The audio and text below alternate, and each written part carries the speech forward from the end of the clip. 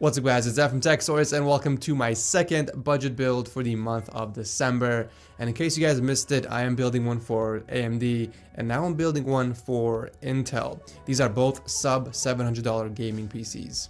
If you're in the market of building a gaming PC because you want to game over 60 FPS and 1080p, then these are the two builds that you need to focus on right now. The $700 Intel build or the $615 Ryzen build. I can safely say that you can't get anything else that performs better within this price range. I'm also going to be doing a build guide for this PC and I'll be going over everything step by step and show you how easy it is to build this PC. It is a beginner guide for noobs and I'm going to show you how to install Windows, download the drivers, and even how to overclock your GPU. So make sure you guys hit that notification button so you don't miss out. Alright, so this PC is going to cost you a little under $700 at the time of making this video. If the prices change by the time you're watching it, I will leave alternative links below so that you don't end up paying more than $700 and still get the same performance. The processor I went with is the i3-8100, which is a quad-core CPU that's locked at 3.6 GHz.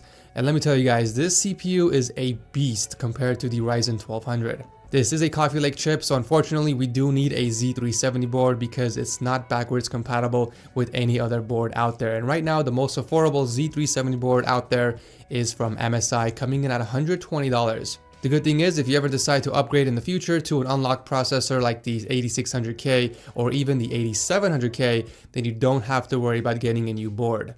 The RAM selection was tricky because I had to find the perfect RAM that will not only fit within the budget, but will also provide extra performance when combined with the processor. The i3-8100 loves fast memory. In fact, you can see up to 20 FPS difference between a 2400 and a 3200 MHz rated RAM stick. There are multiple sources proving this through benchmarks online, and even I tested it out myself and confirmed it using the same RAM sticks from the Ryzen build. It's pretty crazy. I did, however, overclock the RAM all the way up to 3600 MHz easily within the BIOS. The graphics card I decided to go with was the GTX 1060 6GB variant from Zotac for several reasons. First off, it was the lowest priced GPU at the time, giving you the best value for performance.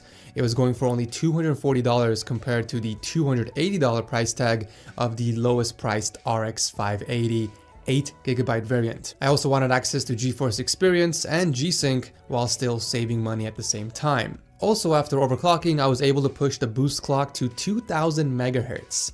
Let me repeat that for you, a steady 2000 MHz on the boost clock.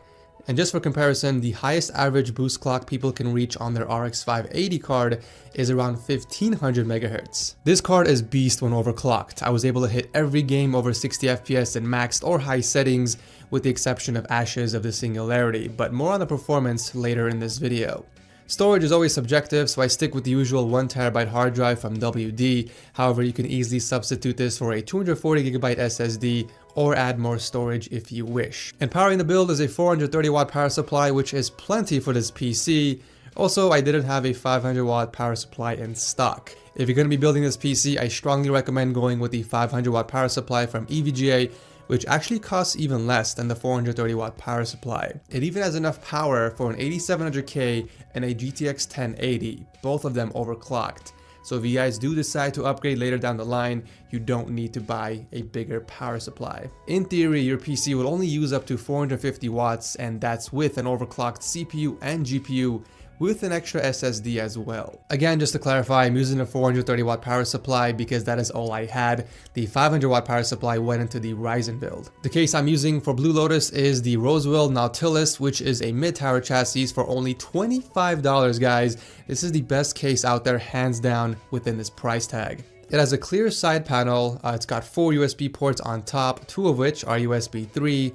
It also comes with pre-installed standoffs, and to top it all off, it has 2 120mm fans already pre-installed. It even has space for a lot of storage. You get up to 3 hard drive bays, which can also be used for SSDs, and additionally you get 2 extra spaces for SSDs, one near the top next to the optical bay, and one more in the back of the case. It's a really nice case for the unbelievable price. However, by the time you're watching this, the price will most likely go up because a lot of you will start buying it, or maybe I picked it up on sale and I wasn't aware of it.